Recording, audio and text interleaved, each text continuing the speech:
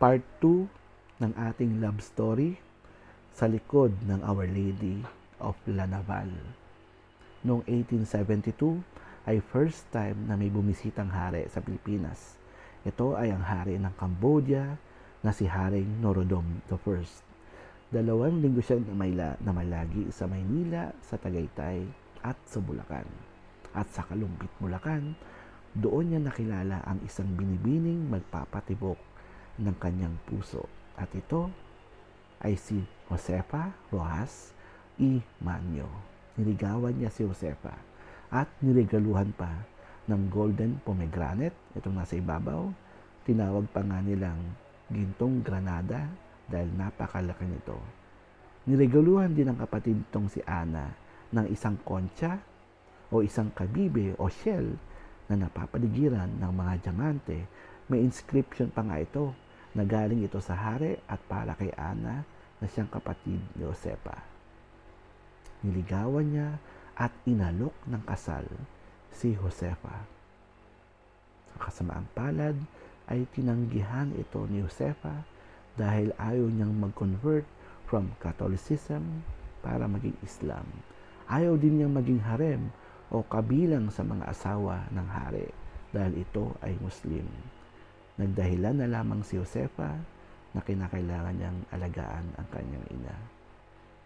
Nirespeto naman ng hari ang desisyon ni Josefa at bumalik na ito sa Cambodia. Makalipas ang 2 dekada, nagkaroon ng malubhang sakit ang kapatid ni Josefa at Ana na lalaki. Ipinagdasal nila ito sa Our Lady of La Naval para gumaling. Gumaling naman ito, kaya nagkaroon sila ng panata na ang regalo ng hari na golden pomegranate at concha ay ilalagay nila sa Our Lady of La Naval. Makalipas ang maraming taon, noong 1969, bumisita sa Pilipinas ang apo ng hari na si Prinsipe Norodom Sihanouk.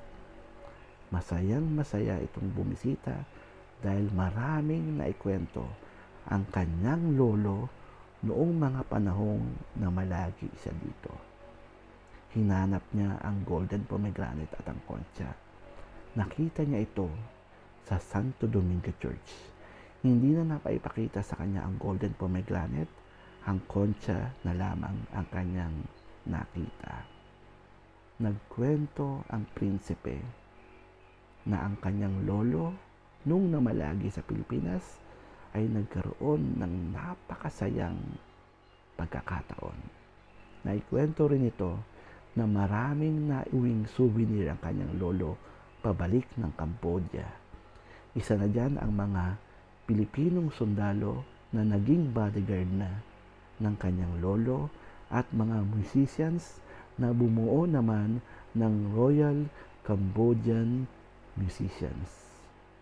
Ngunit may isa pang kwento at souvenir na naiwan ng kanyang lolo at hindi na isama pabalik ng Cambodia.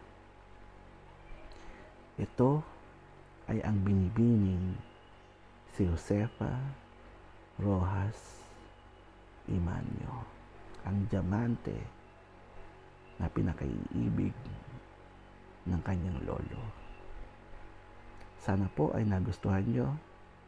Hanggang sa muli, ang Brother Paul po. God bless.